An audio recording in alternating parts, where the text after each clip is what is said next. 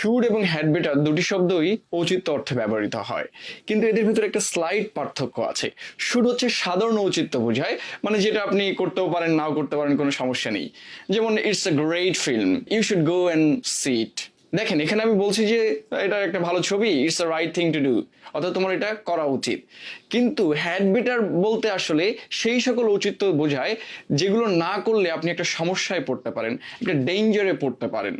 যেমন the movie starts at 7:30, you had better go now or you will miss the beginning. অর্থাৎ আপনি যদি 7:30-তে movie শুরু হবে এবং এখন সময় বাজে 7:15, সো আমার যদি দ্রুত না যেতে পারো তাহলে কিন্তু মুভিটা মিস করবে।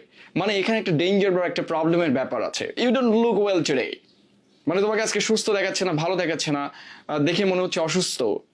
You had better not go out, তুমি বরং বাইরে যেও না। মানে এখানে যে ঔচিত্য বোঝাচ্ছে, মানে বাসায় যদি না থাকে বাইরে গেলে তার যে কোনো একটা প্রবলেম হতে পারে, একটা ডেঞ্জারের আভাস পাওয়া যেতে পারে। সো যে সকল ক্ষেত্রে আসলে ডেঞ্জার এবং প্রবলেম অ্যাসোসিয়েটেড, মানে যে কাজগুলো করা উচিত এবং যদি না করেন তাহলে একটা সমস্যায় পড়তে পারেন এমন বোঝায়, সেক্ষেত্রে কিন্তু হ্যাড বেটার ব্যবহার করতে হবে। আর যে ক্ষেত্রে সাধারণ ঔচিত্য বোঝাবে, সাধারণ কোনো কাজ উচিত, সাধারণত কোনো কাজ করা উচিত, সেক্ষেত্রে আপনাকে শুড ব্যবহার করতে হবে। Thank you very much.